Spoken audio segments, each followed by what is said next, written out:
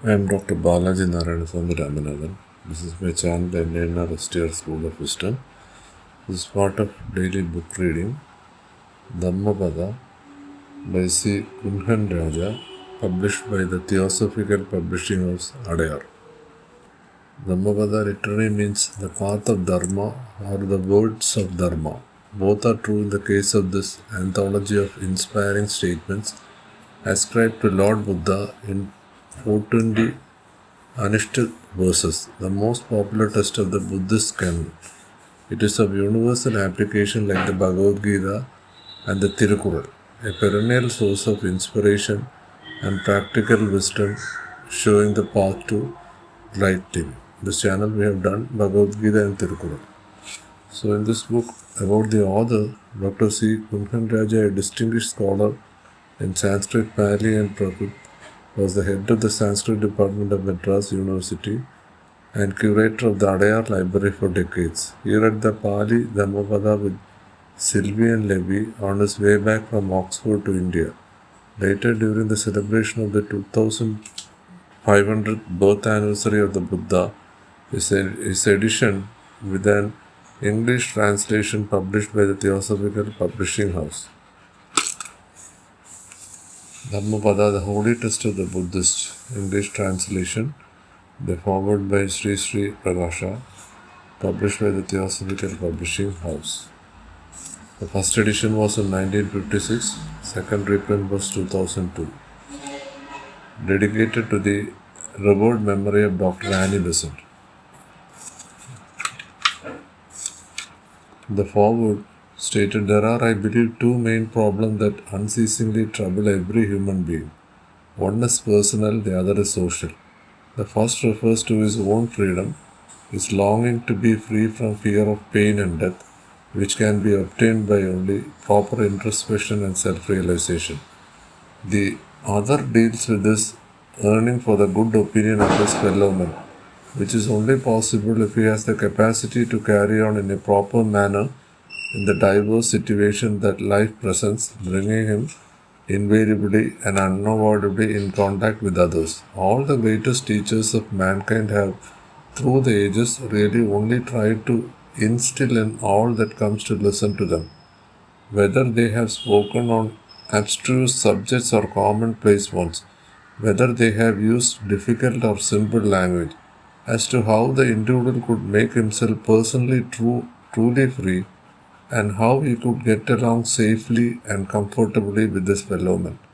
The essence of all philosophy seems to be just this, that we should know how we can be at peace with ourselves and thus be free from all the spiritual pains that assail us, and also how be at peace with others with whom, as social animals, we are bound to come in contact and thus avoid the conflict and clashes of human existence. The Dhammapada also tackles with the same problems and attempts to give the lead that man needs and the solace that his heart seeks. With simple, homely illustrations and smileys, the book tells us how we should conduct ourselves towards our fellow men, how hatreds will not cease by hatred, how they will cease by love alone, how scrupulous consideration is essential for the requirement and feeling of brethren. This is the quintessence of the wisdom of the ages, begotten of the sad experience of man. Only we do not take heed and persist in pursuing, maybe unconsciously, maybe helplessly, our old and harmful ways. It all sounds like mere platitude, and yet it is so true, and the realization of this alone can solve all the problems of life. We all know it, or say we know it. We still seem to feel that we are unable to follow it. The problem therefore remains whether it ever was, and generation after generation, we go on struggling and suffering, and ever refusing to apply the soothing balm that is always ready at hand. Then there is the insensate personal problem of freedom from fear of sorrow and death. The first truth is of sorrow, said the Buddha, and taught us how we can overcome it. The Dhammapada tells it all over again in easy, intelligible language, and it is well worth pondering over again and yet again. It may have the needed effect even at this late hour. We may think that it is easy to say all this, but it is very difficult to follow it. A little practice and a little detachment, abhyasa and vairagya, as the Gita puts it, will prove that it is not really as difficult as it looks. In fact, it is simple, and the Dhammapada makes it truly so. We have reason to be grateful to our esteemed and learned friend author Dr. C. Kunhan Raja for having translated Dhammapada in such simple language and published the original both in Nagari and in Roman script. He has indeed done me great honor in asking me to write a few words as forward to this book. I am sure this book will attract a large number of readers. Its publication is very timely as we are preparing to celebrate the 2500th anniversary of the coming of the Lord Buddha. His great and gentle figure once more to be a land of his birth, which has all but forgotten him. May his work and life inspire us individuals and nations alike. His noble teachings help us all to treat the path that he had chalked out of us, so that peace and goodwill may reign supreme in this world of ourselves. Sri Prakasha, Rajbhavan, Madras, April 15th, 1956. Preface.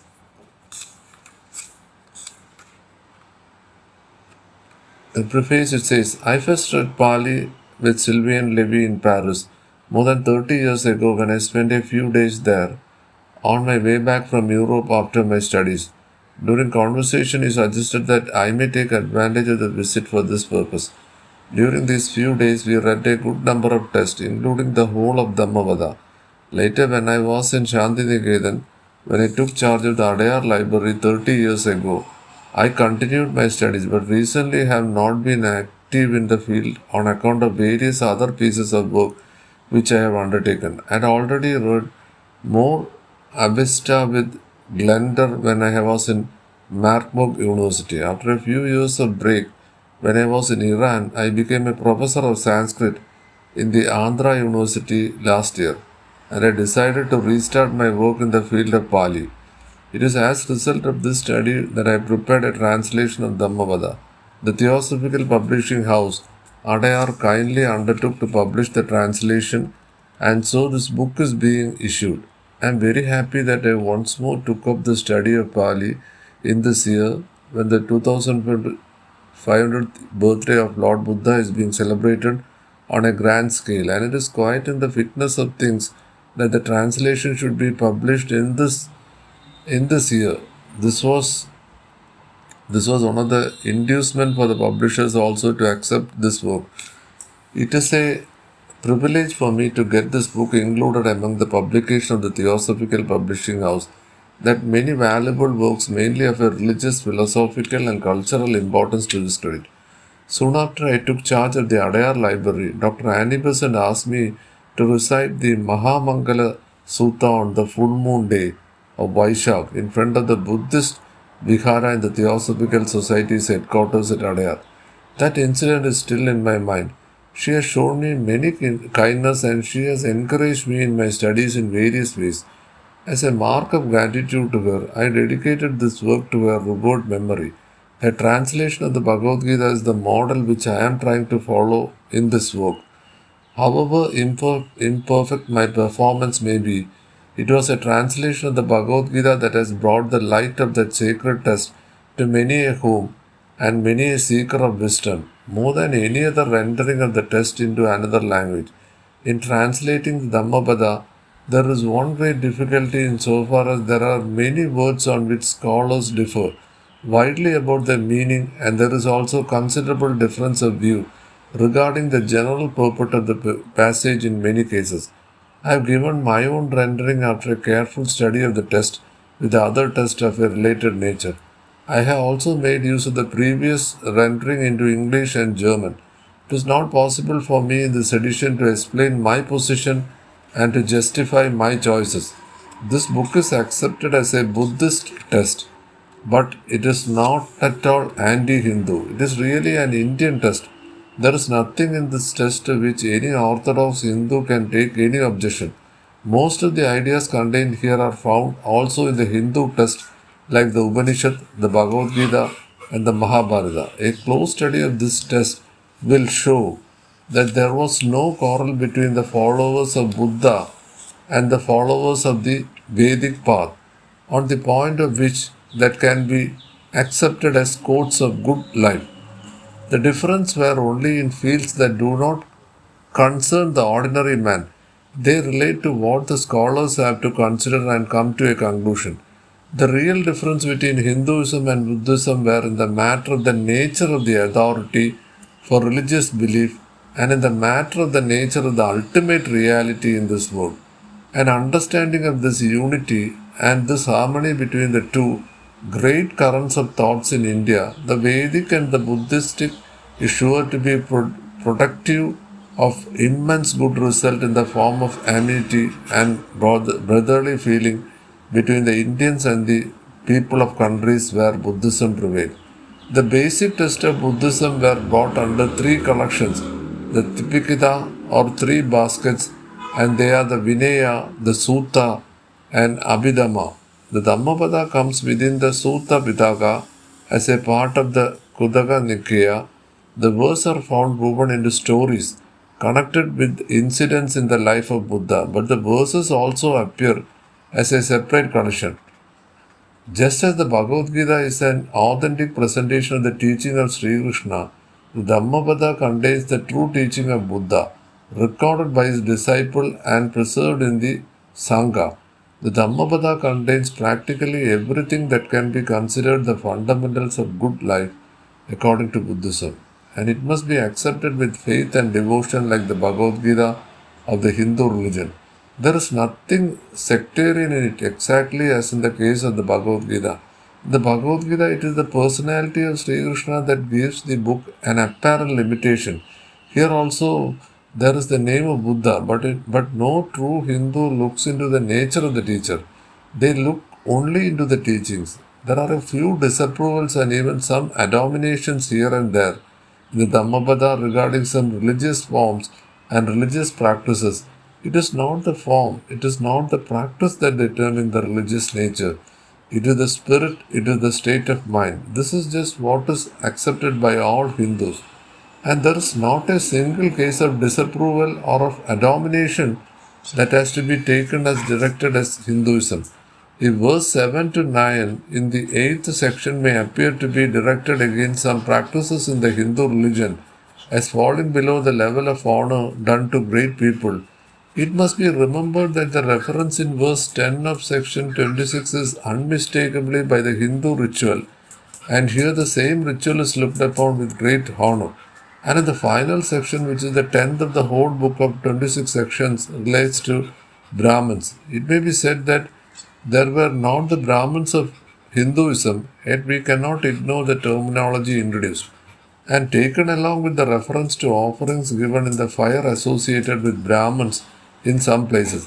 We cannot completely disassociate the term from Hindu Brahmins, Samanas, and Parivarjikas and Bhikkhus, terms relating to the Buddhist order of people who have renounced the world, are held in high honor along with Brahmins also, who must be partly a community within the Hindu fold. We must keep some such facts in our mind when we speak of the conflict of Buddhism with Hinduism and the final exile of Buddhism under the persecution of the Hindus from the land of its origin. There is nothing anti-Hindu in the Dhammapada. There are many things that are pro-Hindu, that is Indian in it. I am very grateful to His Excellency Sri Prakasha, the Governor of Madras, who is a great scholar in religion and philosophy and in matters relating to ancient civilization for his kind forward, which is a great encouragement to me in my book. He has been lavishly bestowing various kindness in me and has been of great help to me in my studies and in my literary activity. I cannot think of a better agency to publish this book than the Theosophical Publishing House, and I do not know how to thank them adequately for having readily accepted it for publication in their series when I made the suggestion to them. I must here record that some of my earliest literary undertakings, Bhamadi in the field of Vedanta and the Manudaya in the field of Mimamsa, translated in collaboration with my late colleague S.S. Suryanarayana Shastri, were published by them. It is also a matter of pride for any author to get his work printed at the Vasanta Press Adayar. They have always maintained a high standard of printing and get up, and they have done their work in an incredibly short time. The majority of my work have been printed in this press, and I take this opportunity to thank them once again for the excellent way in which they have brought out in this small volume. The book is being issued in three sets. One set contains the text in Devangiri character, and another contains in the text in Roman characters with diacritical marks. The third set contains only the English rendering. In transliterating the text in Roman characters, I have found the international system. Andhra University, Valtair, 15 March 1956, C. Kunkan Raja. Then the translation works goes, it's a small book actually, 55 pages. Dhammapada.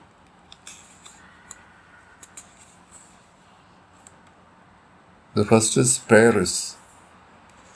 Then non-default. Non-default is the path of immortality. Default is the path to death. The first one is Paris. Pyrrhus, which says Dharma. Has mind as forerunner, becomes noble through mind in mind itself. The mind. Mind is which is shaky and fickle, hard to keep, hard to control. An intelligent person makes straight as an arrow maker the arrow. Flowers. Who will win this earth and this religion of the Lord of Death, along with that of the gods? Who will secure the Dharma that is clearly shown, like a dexterous gardener, the flower? Fifth one, immature. Long is the night for one keeping vigil, long is the path for a weary wayfarer, long is the course of life for the immature who does not know the true Dharma. 6. The learned. Such a one whom you may see, who can see what are to be avoided, like one who can divine secret treasures. Such a learned man you should resort to, who is intelligent, who speaks holding you down. For one who resorts to such a person, there will be betterment and not evil. The vulnerable. For one who has finished his journey free from sorrows, fully liberated all around, from whom all knots are released, there remains no burning pain. 8th one, thousands. If there be 1,000 speeches consisting of words without a meaning, a single word with meaning is better hearing, which one becomes tranquil. 9. Evil. Hurry up towards what is meritorious. Withdraw your mind from what is evil. Indeed, of one who does a good thing is a slothful way. Mind rebels in evil. The rod. All are afraid of the rod. All fear from death. Taking oneself as the example, one shall not strike, shall not let strike. 11. Old age. What laughter can there be? What joy can there be when everything is always ablaze? Keep enwrapped in darkness, you are not seeking a lamp. 12. The self. If you know the self as dear, protect this well guarded. In one or the other of the three yamas, a third part of the daytime or night time, a learned person should keep awake. 13. The world. One shall not observe the lowly dharma, religious practice. One shall not live with default. One shall not follow wrong decision. One shall not remain increasingly his worldly affairs. 14. Buddha. He who victory never becomes what is not a victory, whose victory no one in this world can approach. Through which path can you lead on to that Buddha, whose goal is limitless, who has no finite position? 15. Happiness. Look, let us live very happy among haters without being haters. Let us take delight among men who are haters without being haters. 16. The pleasing. Yoking on self to what shall not be yoked to, and not yoking it to what shall be yoked to. One avoids the true purpose and grabs to what is pleasing. One longs for the position of another who yokes oneself to his self. Associate yourself not with what are pleasing nor with what are not pleasing at any time. 17. Anger. Throw off anger. Having completely cast away conceit, having got beyond all fetters, him who does not attach himself with name and form, who knows nothing suffering, do not chase and befell. Impurities. 18. You are now like a leaf faded and discolored, and the heralds of Yama, Lord of Death, are also approaching to you. You stand at the start of your journey, and for you there is no provision on the way either. 19. The religious. One does not thereby become a dharmishta, religious man, that he has led himself to his goal heedlessly, and the learned man, after discriminating between the goal and what is other than a goal. 20. The path. The eightfold one in the noblest of the path. The four steps are so among the truth. Freedom from attachment is the noblest among dharmas, religious teaching. Those with eyes are so among being having 2 feet. Miscellaneous. If one sees an expanse of happiness when he gives up another limited happiness, a wise person shall give up the limited happiness looking on the expanse of happiness. 22. Hell. One who speaks what is not true goes to hell. Also, one who having done says he has not done. After death, both of them become equal, men with lowly deeds in the other world. There are many who wear a yellow robe round their neck, who follow sinful dharma, who are not disciplined. They go to hell, the bad people, through their bad deeds. 13. Elephant. I, like an elephant, ignoring the arrow falling from the bow, will ignore abusive words. Verily, the majority of the people have a bad behavior. 14. Thirst. For a man who commits defaults in his conduct, thirst grows like a creeper. He leaps from place to place like a monkey looking for fruits in a forest. I, for him whom this thirst overcomes in this world, contemptible, what climbs on his suffering increases like a piranha grass growing around.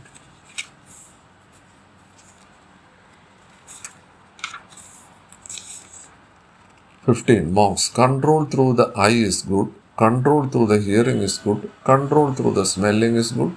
Control through the tongue is good. Control through the body is good. Control through the word is good. Control through a mind is good. Control everywhere is good. A monk control everywhere is liberated from all suffering. 16. Brahmins. Cut off the current proceed. Drive away the objects of pleasure, O Brahmin. Knowing the destruction of the residual impression, you will know what was not made. Him who knows the former lives, who has seen heaven and fall, then who has attained to the destruction of birth. Knowing well, active, silent, having accomplished everything that has to be accomplished him, I called a Brahman. So conclusion is, Theosophical Society entertains comparative study of religion, science, philosophy. So we have already discussed Bhagavad Gita, different books of theosophy and different religious books also. So Dhammapada is the Bible of Buddhism, and it's no way different from other books like Bhagavad Gita, Bible, Quran, everything. So this is the essence and this is the importance of theosophy. Thank you very much, and those who have not subscribed may kindly subscribe. And if you think this will be helpful to any other people, kindly share to these people also. Thank you.